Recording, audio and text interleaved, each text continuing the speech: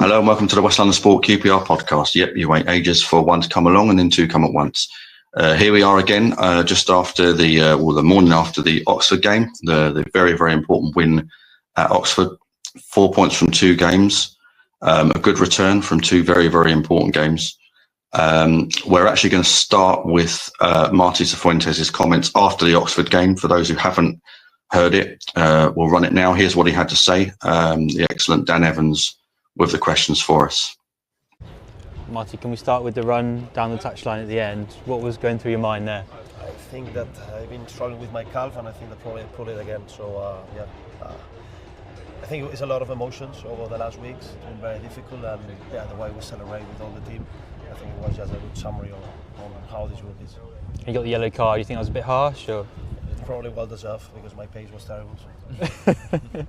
And the overall performance, you must be so pleased with that. I'm very happy about the first half performance. I think that we played at really good level in a game that we knew that it was very important to start well. To take the lead was massive, and I think that we controlled really well the first half, scoring 2 goals, set pieces, something that we tried to work when unfortunately we're missing 3 strikers. Ryan today was on the bench, but the risk was really, really high. So we decided to not risk, and less was extremely necessary to do it. And I think the capacity of the team to control well the set pieces that are very good, especially on the long throws, was very good. And then I would say that we started the second half well. And unfortunately, we had this situation with Sam. We felt just a bit dizzy, and then the moment that we wanted to make the sub, we were with 10 and they scored a goal that changed definitely shift the momentum of the game, because until that moment I felt that we were controlling really well the game. And the team selection is maybe a bit of a surprise to see a lot of central midfield players in there. What was the idea with what you're trying to do tonight? Well, first of all, rely on who we think that is in a good moment as well. Rely as well on the capacity of Sam, Jonah, Jack to have this physicality to win second balls, to win some balls, because we knew that Oxford has this tendency as well to play long. Sometimes they drop balls on the build-up, but still they tend to play a little bit direct, and it was very important for us to be able to pick those seconds, to have this capacity to form that play, and then use the build-up skills that other players like Jack Colback, like Ronnie, Liam has, and I think it was a very, very good balance. I would say I'm very, very happy with the performance of those players. And Nicholas Madsen, someone we haven't seen a lot of, obviously comes in for a start tonight, gets the assist for one of the goals, plays quite well. You must be delighted with him. I'm very happy for him, because it's not easy what he has been going through, especially last weeks and last months, I would say, and he deserved it a night like this, and I think that he played at a really high level. We asked him, we spoke with him to do this job, because we felt that, okay, in a game like this, to come a little bit more inside, use his quality in the last pass, and to try to be more central, despite defensively was playing a little bit more as a kind of left winger. I think that he did really well, so I'm very happy for him. Do you see a future for him in that position going forward?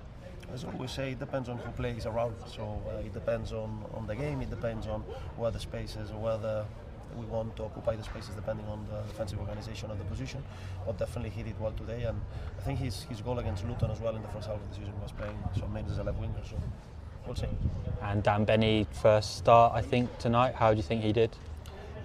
First of all, he's doing an extremely big effort to play in a position that is not his position, but we rely, according to how the game was, we felt that we needed this running capacity, this as well, even dual capacity, and he showed that.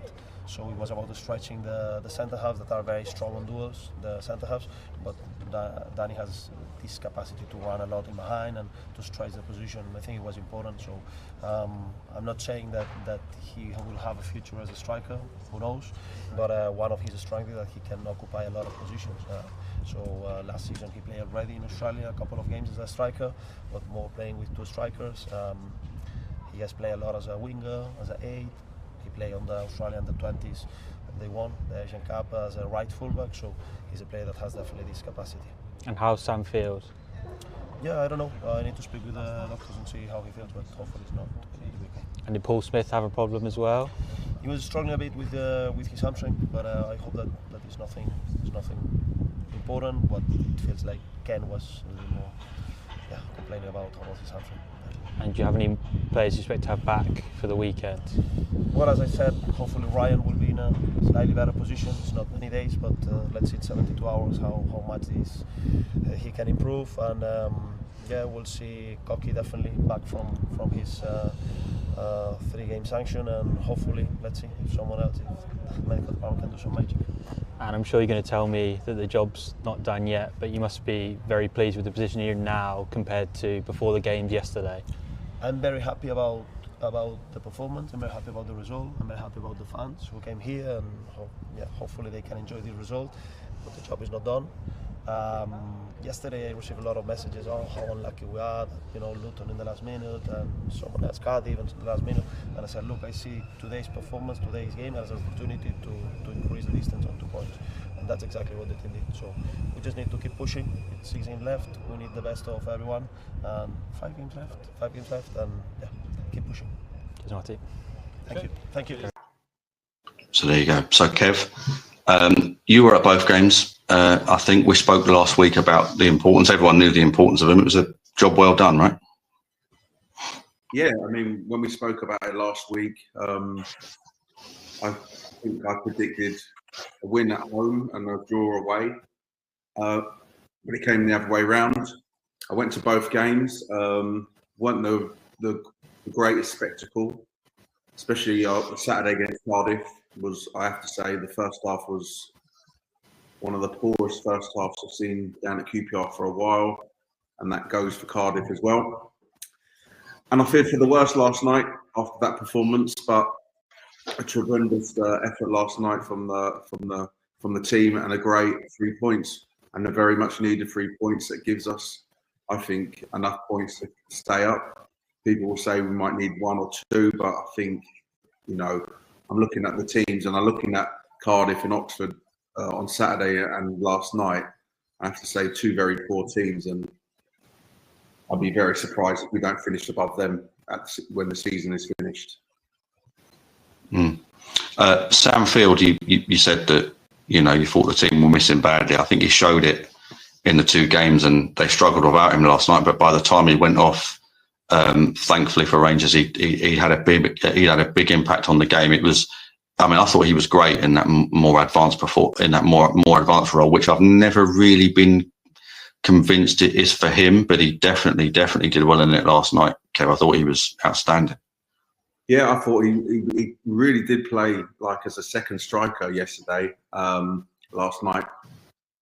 And what he did do when the ball did go along, when we did have to go long through the goalkeeper or for the centre halves, he actually won the first header, which gave us the opportunity to get onto the next phase of play of going in and attacking, where sometimes the ball goes up, their centre halves win the header, and they're on the attack and they get the possession. But Sam Field either held it up or flicked it on, and we gained possession. And we all thought he was going to be out for the rest of the season, but he's come back really strong. He looked really fit. I know he came off, and hopefully he's okay for Saturday. But yeah, he was. He had a good game on Saturday, but he had a really good game last night. And there's a few people saying that he's not this, he's not that, but in the games he hasn't played, we've really missed him, and it shows that he's a vital part of the team when going forward and trying to win matches. So congratulations to Sam Field on the tremendous performance last night.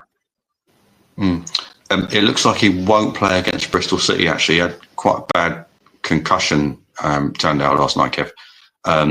Was in hospital last night, actually, but should be okay. I suppose in a sense it's good news for Rangers that it's not the ankle again, because when he landed awkwardly, I initially thought he'd actually done his ankle, but he's actually hurt himself. He actually took quite a bad knock, so it looks like concussion on Wednesday. You think he probably won't play on Saturday, but it looks like the job is done now anyway.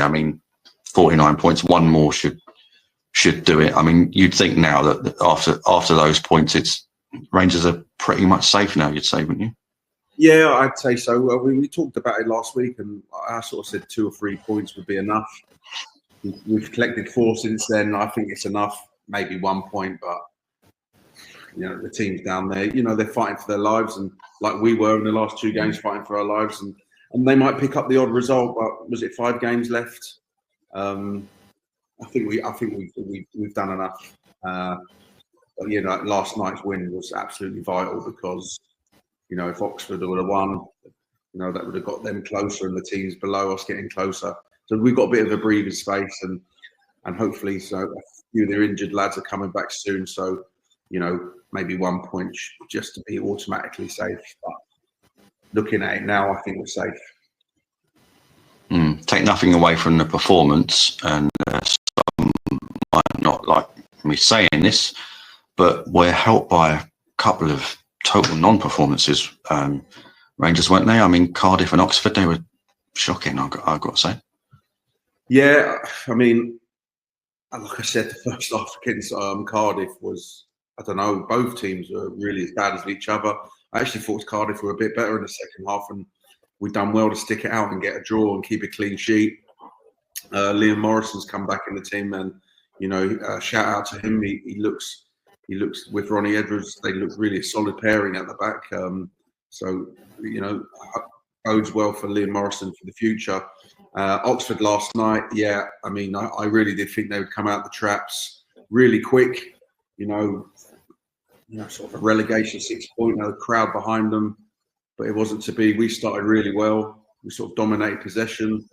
They couldn't really get in the game. Our support was again fantastic, and in the away end, it was a really good atmosphere and a really good following from QPR supporters.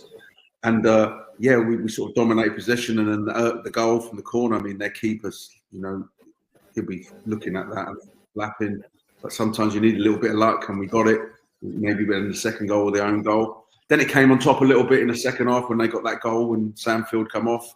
But we rode the storm again. And I mean, they didn't really have any real clear-cut chances, and neither did we, except for at the end, a clear-cut chance, which Wang took very well. But it was a very tense, sort of tight game. But I thought we were the better team overall, especially if you come away from home and you sort of dominate the game like we did, possession-wise. And I have to say, Colback and Varane had very good games in midfield. And I tell you what, what sort of was different was we talked about playing out from the back, and the goalie either, you know, he goes to the centre backs or goes to the centre midfielder. And I don't think Varane is capable of, you know, when we try and build up from the back, is capable of getting the ball off the goalkeeper and turning. But Jack Colback last night was that sort of more of a deep lying midfield player, playmaker, was sort of quarterback role where he set the attacks off, and he showed his experience and his quality in the game last night. And Varane was very good in his physical battles with the opposition. But yeah, I have to say, if we can't finish above Oxford and Cardiff, then yeah, it would be a poor season. We should say something nice. Two teams, they were poor, and thank God we took advantage of it. We should say something nice about Nicholas Madsen, much maligned, and I know you and I have sort of both been unconvinced by him really from quite early on. But he did come in, he did do a job. See any encouraging signs there? Well, he kept the ball. He has got ability. You know, he's got good technique. I've always said he's got decent technique. It's my assessment on him has always been about his running around and physicality, and you know, if you're a midfielder at some stage, you've got to get close and tackle. But he kept the ball well. He sort of come into that left mid position. He didn't stay out wide and try and take anyone. But what he did he come inside and linked the play up and kept possession well. And it was a much improved performance than the performances he's produced for QPR before. So yeah, it was a much improved performance by Madsen. But I mean, yeah, you know, it's obviously great that it looks like Rangers have got enough points or near as damn it to stay up, Kev. But I think there will be some soul searching in the summer, won't there? I mean, there's only a few weeks before that. By now, most clubs are already assessing, you know, their seasons. I think there is a lot to work on, isn't there, to make sure that next season isn't potentially even worse than this one. Yeah, no, there'll be. I would say there'll be a big talk and inquiries. Is that the right word? Inquiries about, you know, the injury situation and picking up so many injuries. Are they training properly? Is the pitches right? The training where they can go through all this? Are the players robust enough? We talked about that last week. That is a major concern, having so many injuries. Is it just bad luck? or is it just something that can be helped? I mean, a lot of them are muscle injuries, so these muscle injuries are always in the medical department are sort of prevention injuries. Tackles like an injury like last night when you clash your head with Sam Field, that's unlucky. That can happen. But we're talking about muscle injuries. Powell came off last night. I don't know what happened with him, but Morgan Fox came in and was solid. So everyone's talking about Charlie Kelman. What a fantastic season he's having, and he scored another 2 goals. Is he going to be the striker that the club need? I mean, if someone has scored 20 odd goals in League One, we'd all be talking about him. We've got a player who's signed on our books who scored 20 plus in League One. He's our player. Is he going to get a chance? I think he deserves a chance on the season he had. We'll see how it goes. But yeah, I think it's going to be a little bit of a clear out, and there's going to be a lot more signings in the summer. And the recruitment team have to get it right. Yeah, I mean, I like Kelman, Kevin, as you know. They've signed a lot of players down there, including forwards, and many of them I've not been convinced of from the start, and some young players who I think have been overhyped. But Kelman was the one I felt, as you know, when Dykes was down there and they were struggling, I always felt that Kelman was the best finisher down there. As you said, there was then the question mark over whether he could hold the ball up, particularly if he was to play up front on his own. But it's an interesting one because they've only had 2 strikers, as you know. Both of them are now injured. That, I would say, is partly down to the fact that the manager wants a small squad. But obviously he's not going to get any criticism for that because his stock is high, and justifiably so. And whether he'll give Kelman another chance or not remains to be seen. I think from a financial point of view, it's an interesting one, Kelman, because they could get offers for him, and I think they will, and I think there's a very high chance that he'll be sold. But then again, from a financial point of view, like you said, if he was a striker who was unattached to QPR, who was banging in goals in League One, he's the kind of player, isn't he, that Rangers would be forking out a couple of million for, no problem. So can they afford to not take their chance to develop him and save some money in the long run? Well, yeah, it does sort of seem. I think the last time he played, the manager played in right wing against Plymouth. I mean, that was. I remember watching and seeing that game and thinking, what a really strange decision. Because the one thing about Charlie Kelman, he's not a right side striker or winger. He's a box player, 18-yard box from what I've seen. Even when I've seen him, and I agree with you, he is probably the best finisher that QPR have got on their books. And again, I go back to last week, is whether you can get up the pitch with him and provide him with the service for him to score. That's a debate which will come, I'm sure, if he stays or if he gets sold. Does the manager fancy them? I don't know.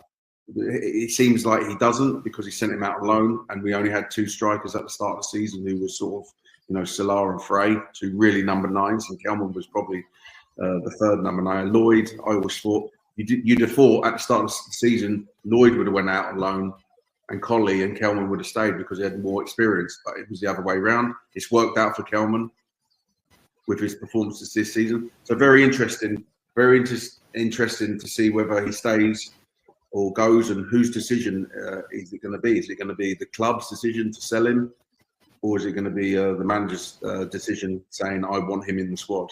So we'll wait and see for that. And it's also the kind of loan spell, really, that Sinclair Armstrong maybe could and should have had when he was down there and didn't. And I always thought his development suffered as a result. Speaking of which, Bristol City on Saturday, before we go, what are your thoughts on that, and does it really matter as much to you now? Well, it does matter, because you're at home and you always got to put a performance. It'll be a nice day, and the support. I was in the fact with the fans last night. I was chatting to a few fans and talking about how great the support has been away from home, and really a factor of, I'm just going into, before I go into the Bristol City game, but the support of the younger generation away from home. It was, my son was there, 14, but I see hundreds of 14, 15, 17-year-olds, which I'm very pleased of, because you walk around London sometimes, you don't see a QPR shirt, and you see all these other teams. I know I've gone off on a tangent, right? Back to Bristol City. Yes, the game's important, because you never know. You need to get at least a point. For the fans, for the loyalty, you need to put in a performance. You lose and the teams below you win, and you're back to the situation where you're looking over your shoulder again. A point would be really good. At least a point would be really good, and sort of put this season to bed and move on to the next one. I think it's going to be a tough game, because they're going strong. They had a great win, and they're going for the playoffs. They'll bring a good crowd, and they'll be vocal. So I'm really looking forward to it. I'm lucky enough to be able to go as well, so I'm looking forward to it. It'll be a nice day, and I'm looking forward to a good game.